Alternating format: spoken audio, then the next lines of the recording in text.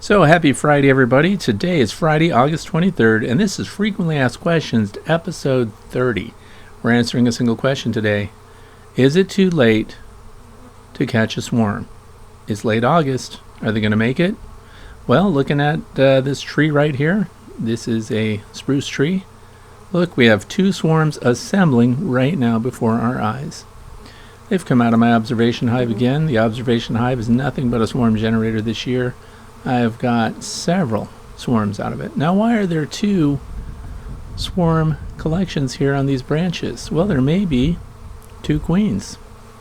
And I'm going to encourage you to wait. When you see small swarms gathering like this on tree branches and they're just a couple of feet apart, wait, don't grab them right away, and you're going to find out not only will they finish assembling on the branches and they will all collect together, making it easier to gather them, but you'll also find out that if there's more than one queen, one will be dominant and the others will be following her.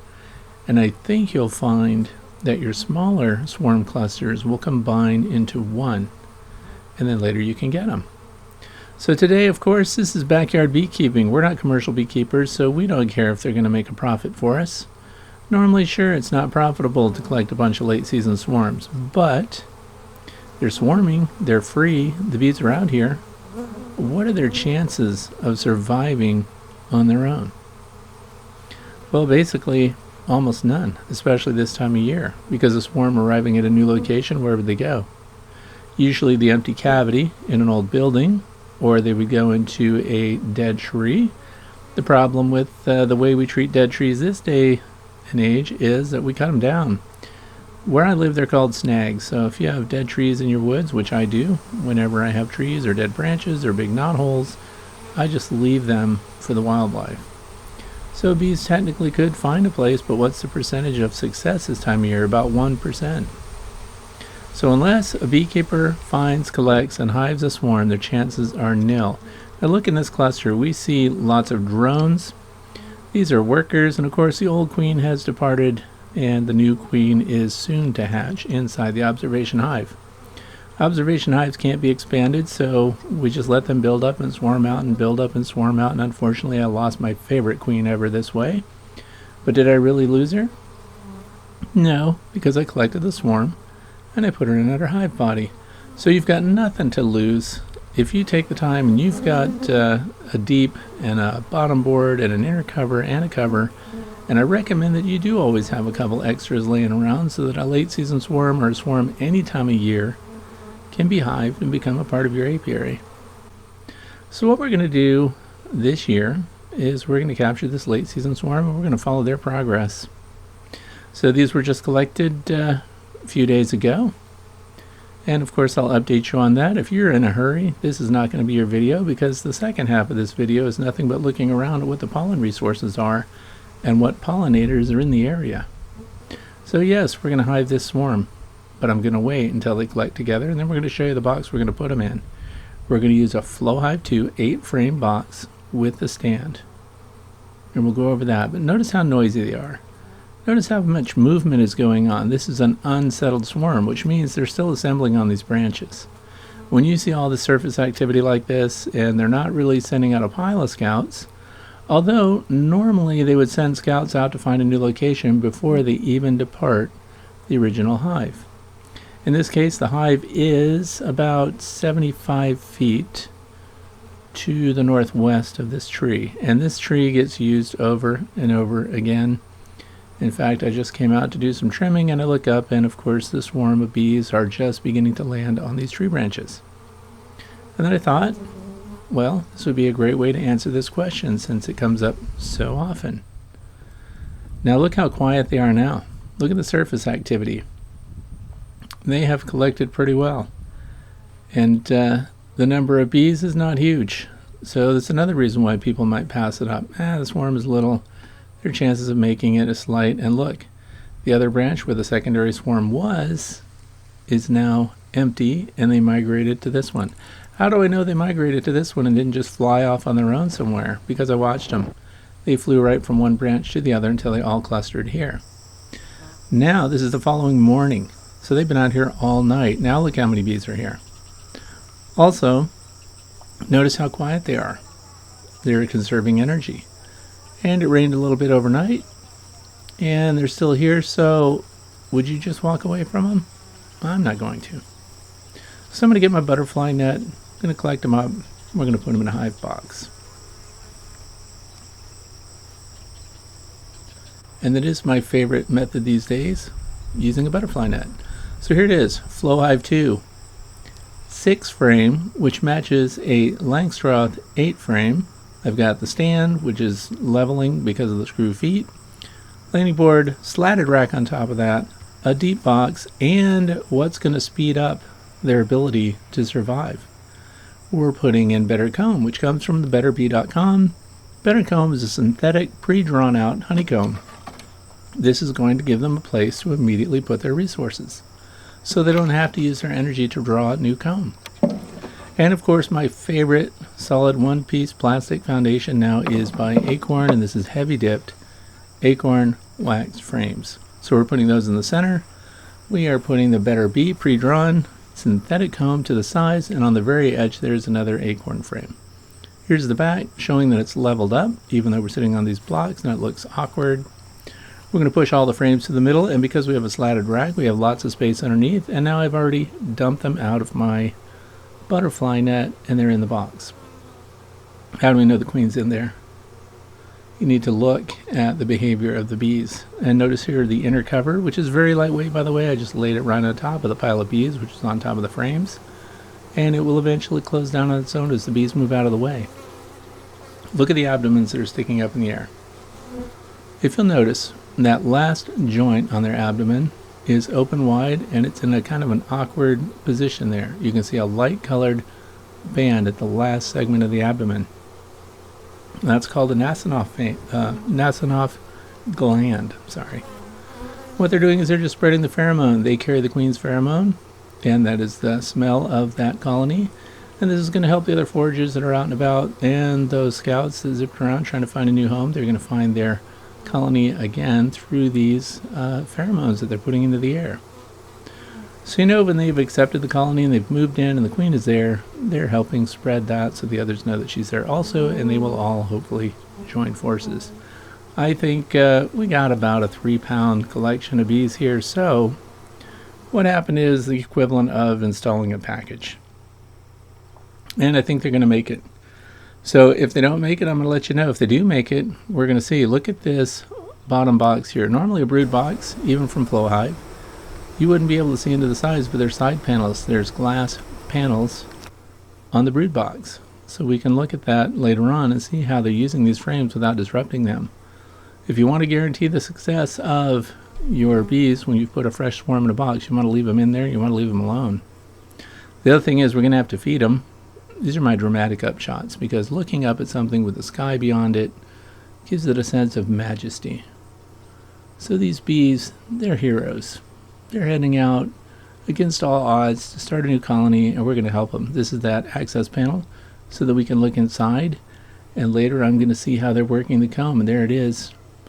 There's that synthetic comb. You want to learn more about it, BetterBee.com has a whole write-up on it. This is my first year using it, and I have it in 4 hives just so I can test it and see how they're being used. Hopefully I'll have updates on this by next Friday. Storm's coming, rain's coming in, bees are flying everywhere, and we're going to have to, of course, feed them. If you don't put feed on a new colony, you compound their chances of not making it. So these are other colonies that are doing fantastic. Of course, we have pollen coming in. We're in the beginning of a solid nectar flow, and here's the rapid round feeder that we're going to use. One of the problems with the FlowHive 2, especially the 6 frame, which is the 8 frame Langstroth size box, is that the angled roof does not fit over rapid round, so I had to make myself a really fast shim here to get the roof elevated so that I could have the rapid round in there. Now we have to fill it with sugar water. What's the percentage? Look at them. They're all up here ready for some sugar water. It's almost like they know it's coming. So we're going to put in 1-to-1 by weight, and that's sugar to water. And there it is. Look, there's some drinking already. Others kind of got caught in it. They're going to climb out. And we're going to keep that full. We're going to let them get kicked off so it saves them foraging time. Now we do have the pre-drawn wax frames, and I'm very interested to see how they use it. But I think you're going to find out, because I'm going to show you a little later in this video that they're already bringing in pollen. Well, they can't bring in pollen if they don't have anywhere to put it.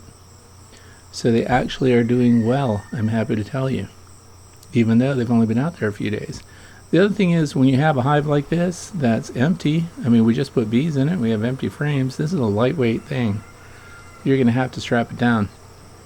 You're going to have to make it nice and firm. So even if it falls over, some big storm blows it over, whatever, you're going to want it to be strapped together. The only thing that needs to be painted here is, of course, the roof. And then there is a marine quality varnish here on the wooden parts of that roof cover. The rest, because it is cedar, it doesn't absolutely have to have a finish on it. And even untreated pine can last about 10 years when exposed if it's made well. We're not going to leave that pine exposed, but we're going to leave it that way for now. And we've strapped everything down. This is another swarm in another box by Be Smart Designs. That landing board, and of course the stand is by Be Smart Designs, and it has, of course, the controls for entrance reduction. We're going to have to use screens for this new FlowHive 2 that we've set up. And then we're looking over here at their neighbors to see how they're doing, and they're doing great. This is very early in the morning when this sequence is being filmed. Now the next part of this video is we're going to walk around and see what's going on in the environment. Again, I like to lock down these time frames. Today is August 23rd, as I mentioned, so I will know historically when I look back what was going on in the environment on August 23rd, and this helps us plan for nectar flows. So we can see that all the sunflowers are kicking in. We have goldenrod. Look at all the goldenrod that hasn't even blossomed yet. We have ironweed, which is a wetland weed that the bees love. So we still have a lot coming in. Maximilian sunflowers, some people have been asking about those. Those have not flowered yet, so those are a perfect fill in the gap late season nectar and pollen source. So right now the big pollen source is going to be the sunflowers. So we're going to zip in here. Not every pollinator is a honeybee. I'm going to show you what's going on here. This is, of course, in my yard. I have planted thousands of sunflowers just for this reason. First of all, it's going to feed the bees, then it's going to feed the birds. Look at these bombus bees. Those are bumblebees. Family is bombus. And they have pollen on their legs, and they are really going nuts on these sunflowers. You always want to make sure to get sunflowers that have pollen on them. Some people are selling sunflower seed with sunflowers that's pollen free. That's not going to help the pollinators at all. So you want to give them something that's going to feed them. And we have all kinds of varieties here. This helps me to see which ones do the best. And they are annual, so you have to plant them every year, but there'll be enough residual seed falling on the ground that they actually will grow on their own, but I plant these. So I till about 2.5 acres. And then I put in these seeds. And here's some more bumblebees. Again, they're getting a nectar resource, and then the pollen also they're packing onto their legs. And we're going to see what else is out here. And of course we have small ones, big ones.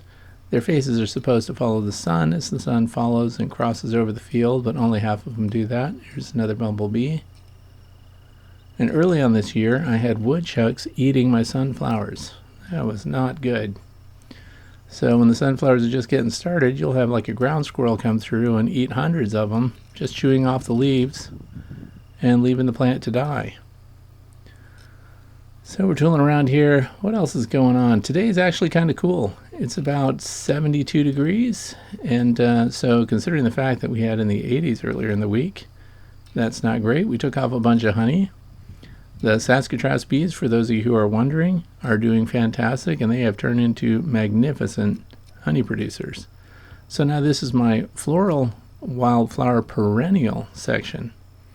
And the pollinators like the cone flowers, so they look a little bit like black-eyed Susans, and every kind of pollinator goes on them. I don't see hummingbirds out here, but I definitely see the orchard bees are out here. We have individual pollinators. The honeybees touch on them a little bit. This is a close-up of ironweed, which we see all along the creek, and there are acres and acres of ironweed, and we do see butterflies on those. And we're just going to pan around and look at this stuff and see if we can get some close-ups of some pollinators here for you. And again, this serves to let me know, and I'm just sharing with you for the heck of it, it lets me know what the landscape looked like. So next year when we start planning for, August, September, October, we'll know what the resources were. And look at these tiny black beetles that always seem to be on anything that's producing nectar. I don't know what kind of beetles those are. If you do, please share down in the comment section. If you have a question, please write in the comment section. Now here we go. This is the star of the show right here. This is a honeybee forager, and she's got pollen on her back legs. and they practice floral constancy. What the heck does that mean? Well, that means that while this pollinator is out getting nectar, she is only going to go to this type of flower. She's not going to jump from these flowers to clover. She's not going to jump over to the sunflowers. She's going to exclusively pollinate these cone flowers and get nectar. Now, is that a bee right there? Nope. That's a bee fly. That's a bee mimic. Some people call these hoverflies. And this fly is just there for the nectar. They do incidentally also provide some pollination, but they're not as good as bees. But this fly takes advantage of the bee striped colors so that things won't bother it or eat it. And we have bee mimics everywhere. That's a bee mimic right there. Boom, off she goes. It's another one. Almost looks like a yellow jacket wasp, in fact, but instead it's just a fly. Just has the two wings there and a smooth body, not the fuzziness that gets the pollen the way the bees do. And they're just after nectar, so they're after all the sweet stuff. And there's another one. Look at the eyes too, dead giveaway. Great big eyes coming together at the top. The honeybee workers have those teardrop shaped eyes which are out to the sides of their head, and of course we have the bumblebee here. Bumblebees can pollinate things that honeybees can't, and they do it through vibration or buzz pollination. You see them hanging on some wildflowers and buzzing away and getting the pollen out, and while they get the nectar. Now this honeybee is working away. She did not like that I was there. Now look at this bee. What a load of pollen on her hind legs. Now this is not a honeybee. This is a native pollinators. It's a solitary bee. And there are lots of these around, but look at the pollen. This is a pollen collecting master right here. This bee, and every time I see one of these, they are just loaded head to toe with pollen, and it's cool to see them. I do have a lot of solitary bee houses, and so we set that up. They're tubes, and mason bees live inside those tubes, and they're setting up their eggs for next year. That, of course, was a honeybee there, and she's flying from sunflower to sunflower. So again, if you're looking for things to plant, you can't go wrong with sunflowers as long as you get the ones that are loaded. Now look at those middle legs here. She's manipulating the pollen, and she's packing it onto her hind legs with those middle legs. She's also contributing her own nectar resources and from her glands, which is why the pollen packs on her legs are actually darker than the pollen she's collecting. It makes it damp enough so that she can stick them and she'll get the pollen packs. Is that a honeybee? No. It's again another solitary native pollinator. So when people say without honeybees we would not have pollinators, that's just flatly not true. We have all kinds of pollinators, thousands of species of bees. The honeybees just happen to do it well when you bring in thousands of them in boxes and they can provide pollination services. But we have lots of native pollinators. Now what's that one right there? That's a honeybee. And this is on goldenrod. Goldenrod has just begun, and as I showed in the opening sequence of this, it is not all in bloom yet, and the longer time they spend on these blooms, we know the more nectar they're providing. And in different parts of my property, some of the goldenrod is just being piled on by bees, and in other parts, they're barely touching it.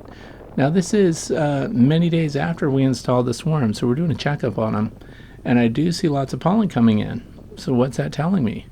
Well, that tells me that that queen was able to move right in here and start laying her eggs, and that also means that they have a place to put the pollen, and that they also have a place to put their nectar. If they were having to build their own comb, they would not be able to build so fast. So I think the BetterComb by BetterBee.com is actually providing them with immediate storage resources so that they can make it. And again, we're going to update that. I get that question a lot. How's it working? Do you approve? Do you like them? I cannot give a solid opinion yet, but the outward appearances of what's going on in these colonies that have the BetterComb in them tells me that they must be using them. And again, I don't want to open a brand new colony that's been attached, especially when they're just a swarm. Once you put them in a box, you want to leave them alone. The pond is a busy area this time of year. These honeybees are all on the sand getting water resources. Bees that are going out to get water and bring them back to the hive to cool things down and to keep the humidity up in the hive. They only get water. They don't stop and get anything else on that flight. So those are water bees, kind of like a water boy at a football game or whatever. They don't play the game, they just haul water around. So, and here's another forager, honeybee. Look at the dark colored pollen on her hind legs, and of course she's on the goldenrod again.